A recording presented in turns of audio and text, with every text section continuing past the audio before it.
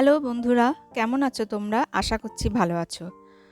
আমার চ্যানেলে তোমাদের সবাইকে স্বাগত। আজকে আমি রান্নার রেসিপি নিয়ে আসিনি। প্রত্যেক দিন রেসিপি দিতে দিতে তোমরাও হয়তো বিরক্ত হয়ে যাচ্ছ। তো আজকে আমি ফেব্রিক পেন্টিং নিয়ে এসেছি, যেটা আমি শাড়ির ওপরে তোমাদের করে দেখাবো। তার জন্য যে ফেব্রিক কালার পাওয়া যায় ৩-৪ রকম কালার আমি নিয়েছি, আর একটা কোটা শাড়ি নিয়েছি, যেটা দেখতেই পাচ্ছ সুতিরই মতোই, কিন্তু ওটা কোটা শাড়ি, যেটা এক কালারে বাজারে খুব কম দামে পাওয়া যায়।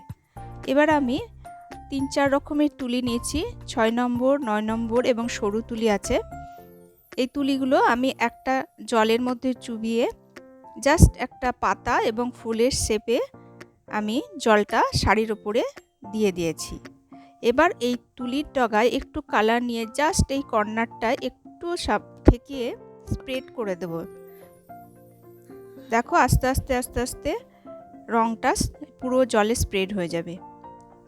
এবার আমি পুরো শাড়িটা শুকিয়ে গেলে, যখন পুরো ড্রাই হয়ে যাবে, তখন ধীরে ধীরে সরু একটা 0 নাম্বার তুলির সাহায্যে ব্ল্যাক ফেব্রিক কালার দিয়ে এভাবে আউটসাইডটা টেনে নিতে হবে।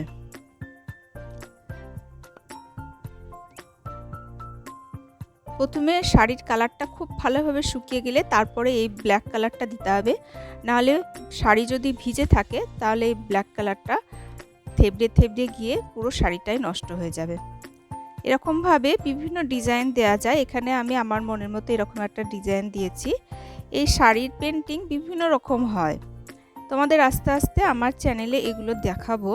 আমার অলরেডি একটা শাড়ি তৈরি করা আছে, সেটা তোমাদের এই দেখাচ্ছি। এটা সেম প্রসেসে করা, কিন্তু ফুলের ডিজাইনটা একটু আলাদা।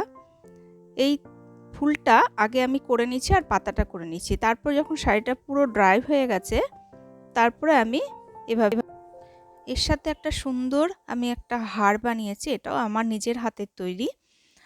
এই যে হারের স্টোনগুলো, এগুলো মার্কেটে পাওয়া যায় বিভিন্ন কালারের, আর তার সাথে জুয়েলারি মেকিং কিছু জিনিসপত্র এর সাথে ম্যাচিং করে করে আমি একটা হার বানিয়েছি। এটাও আমি আমার চ্যানেলে তোমাদের পরবর্তীকালে দেখাবো।